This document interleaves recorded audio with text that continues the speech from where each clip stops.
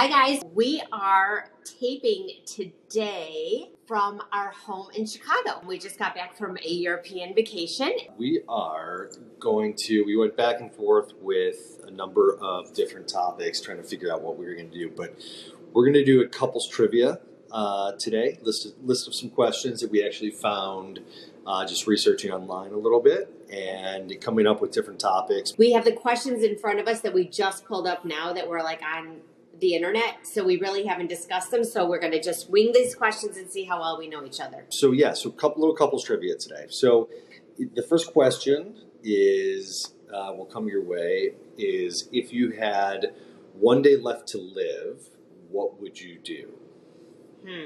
Well, make sure that my entire family, the girls and you and me are together, and I would snuggle on the couch, watch old movies, eat a shit ton of food, buy a bunch of cute clothes, snuggle some more. That you wouldn't be able to wear, but no, I wouldn't be able to wear. But it's like a last hurrah. Yeah.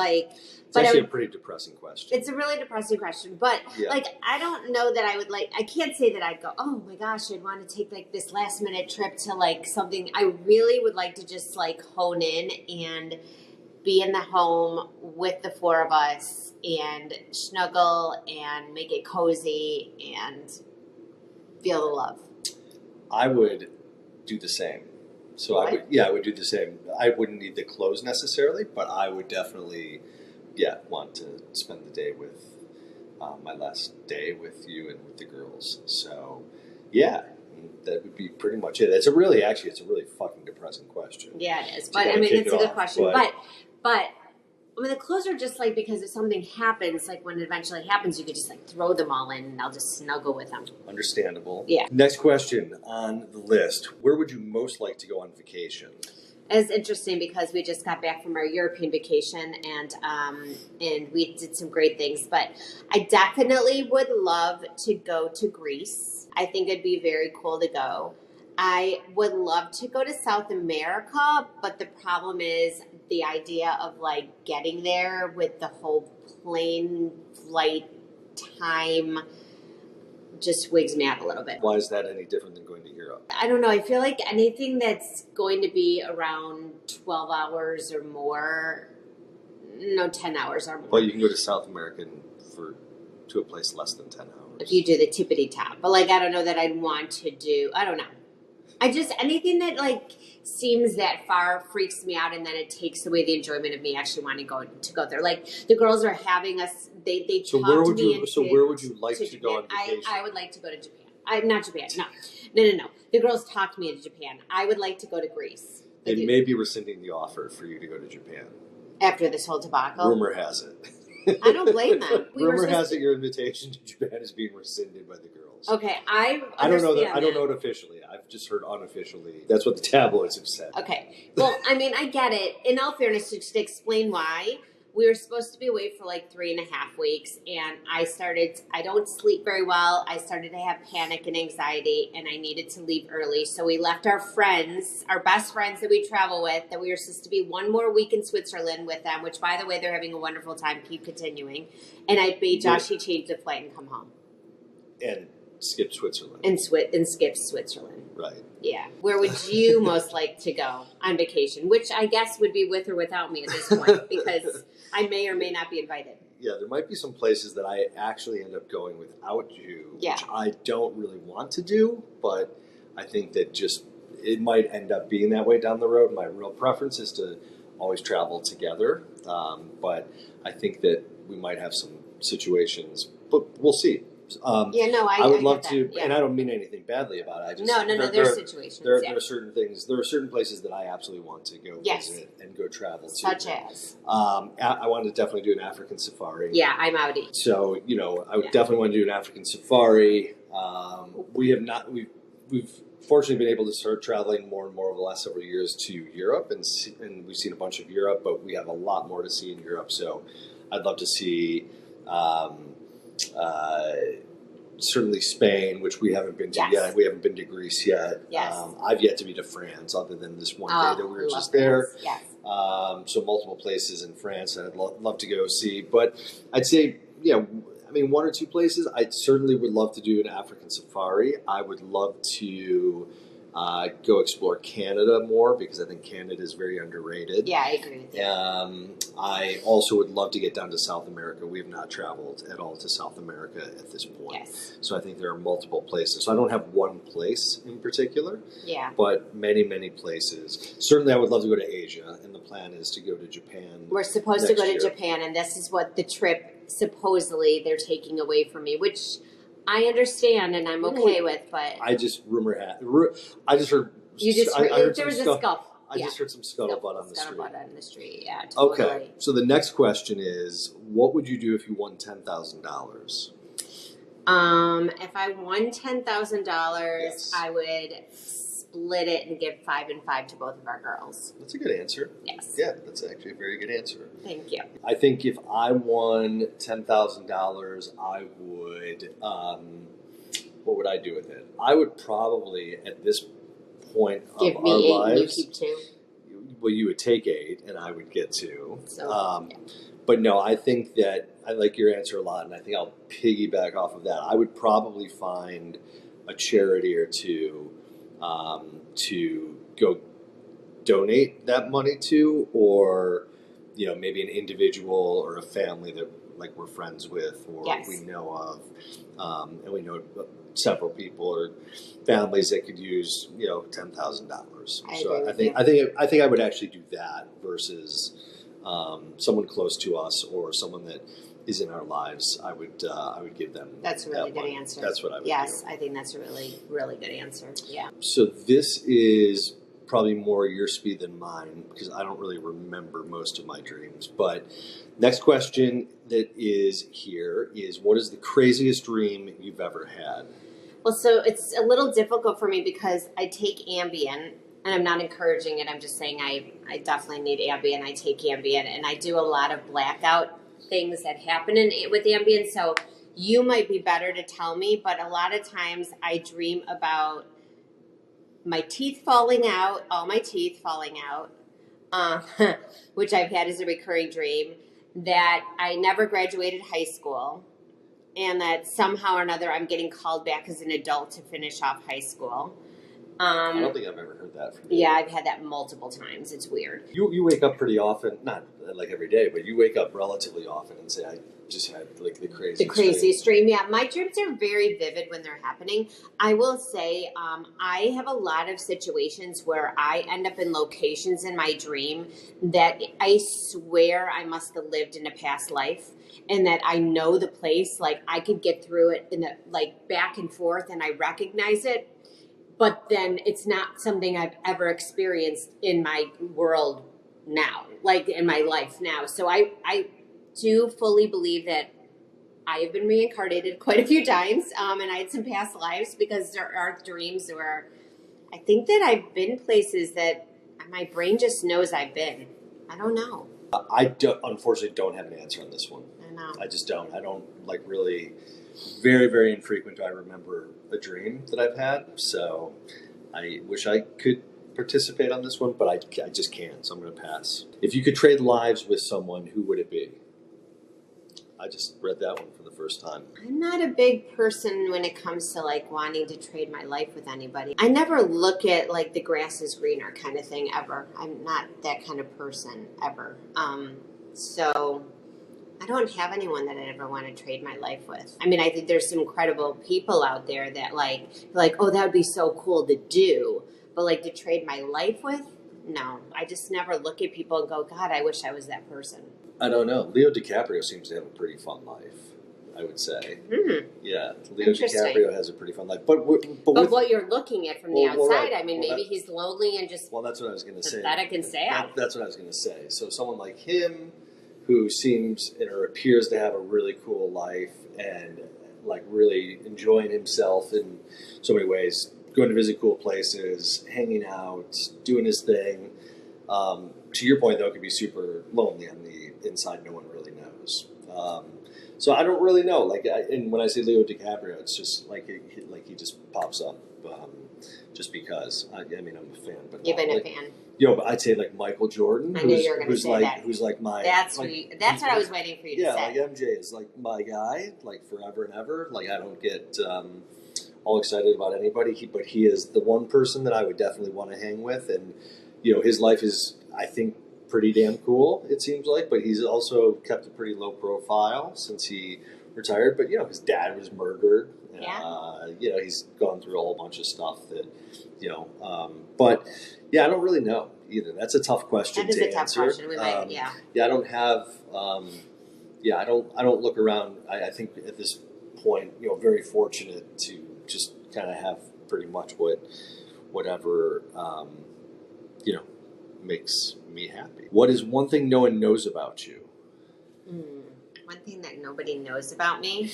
I'm a pretty open book. You don't know it, you probably read it, you probably seen it on social media. So I don't really know what's one thing somebody doesn't know about me. Do you use social media? I love social media. I don't know what's one thing that people don't know about me. It depends because, different people come into my life at different points in time. When we did the podcast about me, having an abortion, so many people that knew me and really knows me never knew that was something I ever had. And they were all like shocked by that. I think I've divulged pretty much everything I possibly could. Do you think that there's something that people don't know about me? That's for you to answer. I don't know. I know, but you know everything about me at this point in time. We've been together our entire life. Everybody knows I don't drink. Everybody knows that I don't smoke. In case anyone wonders, I balance my checkbook. And I still use a checkbook.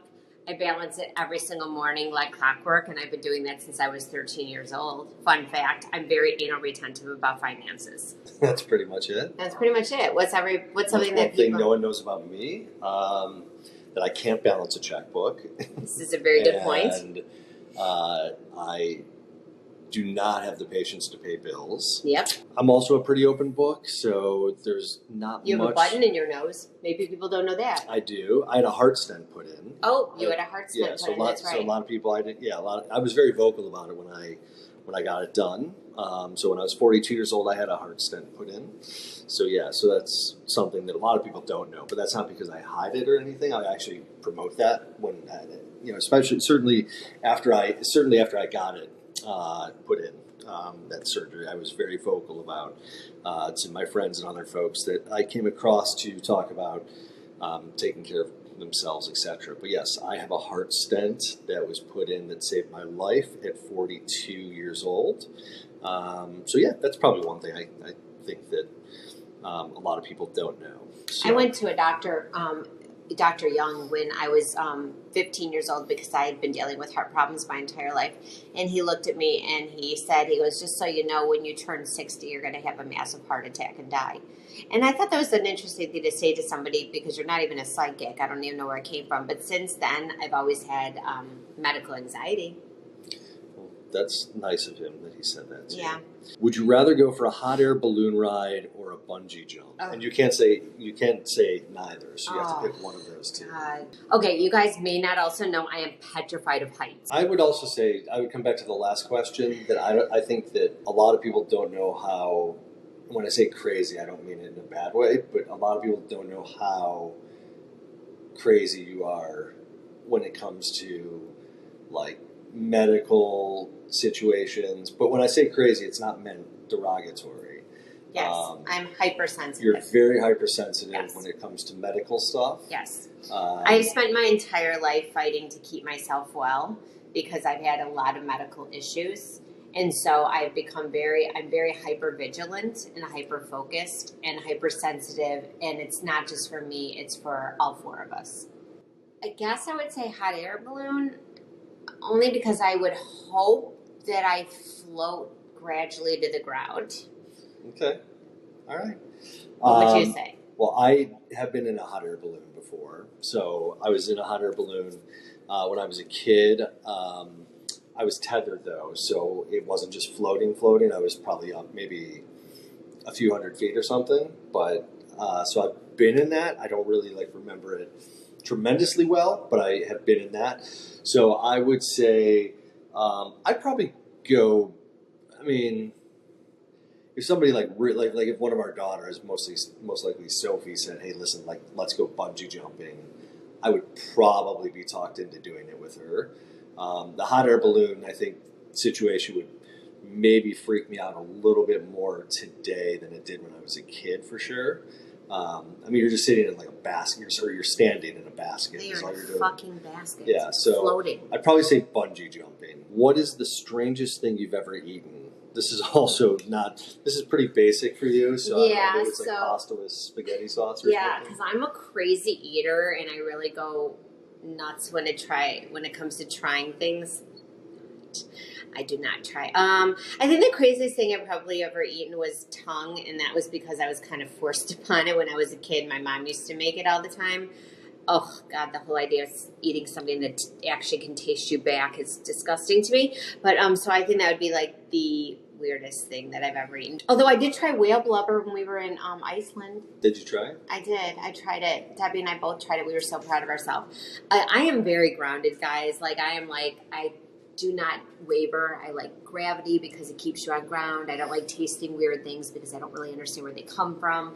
So, yeah, that would be it. How about you? When we were in Iceland, I tried shark. I think shark fin? Yes, I did not agree with you. Is it shark fin? Shark fin. Yeah, shark fin. You got sick for hours after that. Yeah, it was like a little indigestion from that. Shark fin. One of my last trips to Israel, I ate bull testicles at a dinner where we were just like all sharing a whole bunch of food and everything. So that was new for me. I tried that puffin. The puffin. Oh, that's right. You tried puffin. Puffin, which is really it was just kind of weird. Puffin's like it's a bird. It's like an offshoot. It's an offshoot of a penguin. So that was also So puffin, shark fin, and bull's testicles. I would say those three. If you could ask me anything and have me answer truthfully, what would it be? So your mom said you cheated on me. Yeah. She did. She did. That was a funny interaction right now.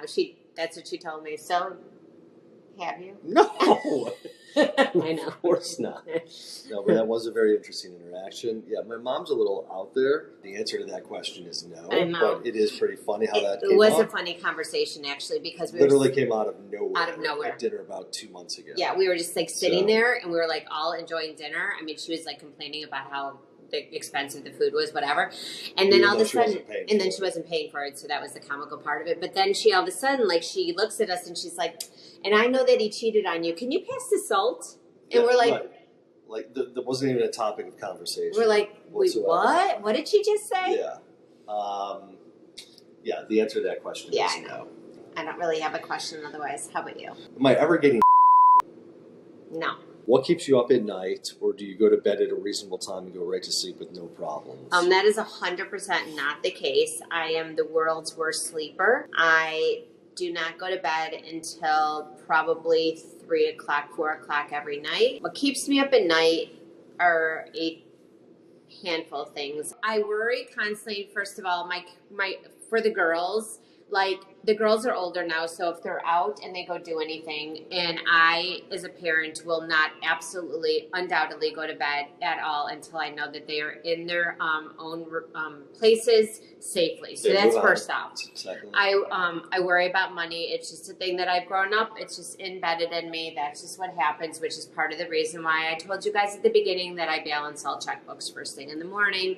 And I always make sure that, like, there's nothing that's been taken, identity theft or anything like that.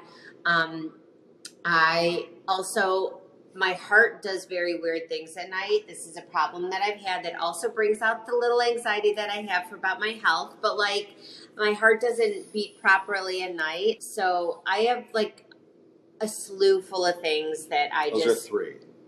It could go on and on. We don't have enough time. I can't fall asleep. I cannot physically fall asleep. And it makes it very hard for me and gives me more angst when you just look at me and just be like, just go to sleep. Because my body does not physically shut down. And I logically know that, that would be the most ideal situation. It does not work that way. It is a big issue for me. It's part of the reason why I just had to pick up and leave to go come home from Europe is because I did not sleep at all, which meant that I was dragging and not doing well coming back from Europe. I don't know. It's just it's a problem I have, and I do the best that I can for what I have to work with. I sleep just fine. Do you leave your closet doors open or keep them closed when you go to sleep? It doesn't matter. I don't have to like keep them open or closed because I don't frankly go to sleep. So there you go. Okay. And it does not matter to me either. What is your favorite thing to take from a hotel room? Okay. Shampoos, towels. So this is super fun because like I am like, when it comes to certain hotels, they have some great products. So when I go to certain hotels and they have like products that are like Molton Brown, for instance, I hoard the shampoos and conditioners. I pretend like I run out of them and I throw them into the bag so I can travel with them. I love the bathrobes at the Soho houses. So sorry, Soho houses, but this is the thing. I do love a good bathrobe from there. You pay for those, but you don't necessarily pay for the shampoos and conditioners and lotions. Right, when you walk out the robe, you do pay for it. And then there's always sometimes, like by the little teacups, there's the cutest little teaspoons. So sometimes those end up like, they possibly end up in my suitcase. I personally don't find anything in hotel rooms. I can see that, but I more often than not not interested in those as much as I like those. Like shampoos, well, I don't have any hair, but shampoos, conditioners, body gels, lotions, stuff like that, because I don't want to carry it home. Yes. So I really don't take anything out of hotel rooms. Yeah. Only from really good hotel rooms. Yeah. Like if I'm gonna go just like to a regular hotel and I'm not saying in a regular hotel. Yeah, I'm a little snobby. Yeah, you are a hotel snob. What's one interesting ritual you find yourself doing unconsciously? That's easy for me, not for you, but what is that? No, I don't know. Like, tell me. You rub your skin. Yes, I do that when I get nervous. Which is every day, all day. No, that's not the case. It used to be all the time. Yeah, yes, so but not. So not every day. Not every day. No. So what else do you do? I mean, I've got rituals, but I don't know that they're not like conscious. I don't know. They're not unconscious. Like I have a certain thing, like every night, like my pills get laid out, I have to go pick up my outfit for the next day. Right, you do that. I have to have that situated and ready to go. I literally don't like to go to bed if there's like dishes in the sink. Yeah, so those are the kind of things that I do. And I don't miss an episode of General Hospital. I would say it's really not an interesting ritual. You do that. What? You rub your stomach. I rub my stomach, or I rub my. Or you rub your head. Rub your head and rub your stomach. It's like he's a Buddha. Yeah, I do that. But I would just say unconsciously, like it's an unconscious.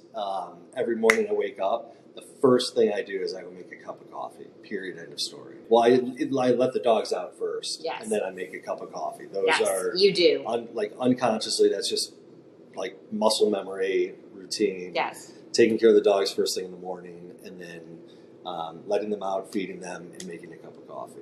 That is what your ritual is. You do have a ritual for yes. What is your go-to dance move? I don't know. I mean, isn't everybody's like this? No. What's yours? What is it? I don't have a ritual dance move. I mean, everybody's just like step together, step together, step together, step together. That's it? I don't think there's a ritual because, like, you can do whatever you want. Well, that's pretty fancy. Mine is the push-pull.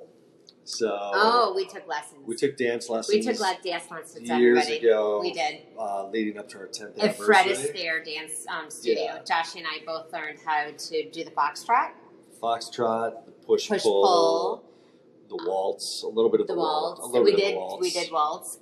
We also did tango. Tangoed. Yes. So, but my go-to move would be the push-pull. I haven't done it in years because we haven't been to many live events such as weddings, bar. You were good at that. Yeah, you were good at it. It'll come back because we have a couple weddings coming up in the next year. So we're going to pull our way through weddings. Yeah. We'll probably have to actually, I was thinking about this, we'll probably have to practice before the weddings. Okay. Before the first wedding. Yep. So we're going to probably have to practice that because it's been a long time. But the push-pull is a go-to for me on the dance floor because most people can't push-pull. That is true. Yes. That is true. We did, as a side thing, we did have a full dance choreographed for us to a Disney song. A Disney song. Yeah. For our Wasn't it 10th Aladdin? No. Not Aladdin.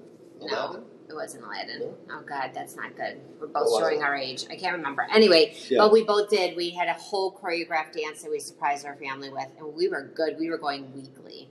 Yeah, we did. All right, so here's the last question. If you have to bury treasure, where would you hide it?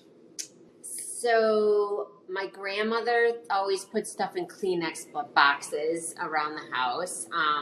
And then she would never replace the Kleenex box. So if you used all the Kleenex, she'd put new Kleenex in there so the same box would be sitting there. But if I were to bury treasure, where would I put it? I don't know. Like in a toaster oven. So you'd keep it in the house somewhere. I think I would. Interesting. I think I would. Yeah, I don't know. Where would you bury it? Door County, Wisconsin. Oh, that's a good place. Yeah, I would go yeah, look at you. I'd go to the forest area out of our old place, and I would bury it there. That is actually a really smart thing. Mm-hmm. I like that answer Maybe a lot. Maybe it's already there. Yeah, you never know. You don't. No, you never asked. I didn't. Now you're going to be thinking, if I have treasure over No, trust me. If there's treasure, I will find it. It'll be mine. So that's your answer on that one? And that's your answer? Well, no, that's my answer. Is Door Yeah, County. I really do think that I would keep it close to home. Also because my memory would be bad and I'd probably forget where I put it. But I think I would just put it in like in a non-obvious space within the confines of where I live. Great. Cool. That was fun. We did a little research coming into this one tonight to get some new topics to share with all of you. Thank you for joining us, and thanks for participating tonight, Tara. Thank you. Thank you for coming to our home in Chicago, and stay tuned.